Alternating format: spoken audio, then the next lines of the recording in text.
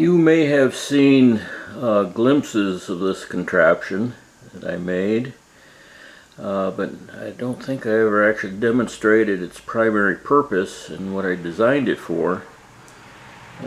Basically, it's a plastic garbage can with a couple of sheet metal furnace ductwork attachments. That white is a vinyl dryer hose, and another little piece of ductwork that attaches to the lid there, that goes down through this plastic hose, which is actually designed for dust collection. And this then I bought this fan assembly, and it goes through another vinyl tube, and I got it going out the window. And the purpose of all this is that I designed it for was to, when taking the plaster off of walls, to collect the pieces into this can along with the dust, and any fine dust will eventually just get through this fan and blown out the window. Hopefully I don't destroy the fan with this whole design, but that's what it's for, is for collecting the dust that and the debris. And so actually I should probably pull back a little bit, and then I'll actually start taking some of the plaster off the lath on this wall here. I've got this little section here to do yet, and so I'll demonstrate the use of this thing. So let me see if I can get this camera pulled back a little further for a little wider shot, and get it started. And this thing makes a lot of noise, so I won't be talking while it's running. But let's go ahead and start taking some plaster off the lath. Yeah, I've done my hat and my dust mask just in case any extraneous stuff falls down or whatnot as I'm doing this. But let's go ahead and get the collector end of this over here in position, and turn this thing on and start removing some plaster.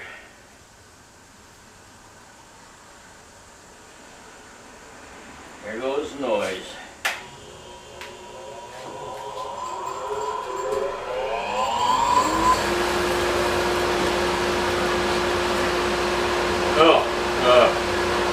One thing I found in doing this process is hatchet seems to work as well as anything for skinning the plaster off the lath. So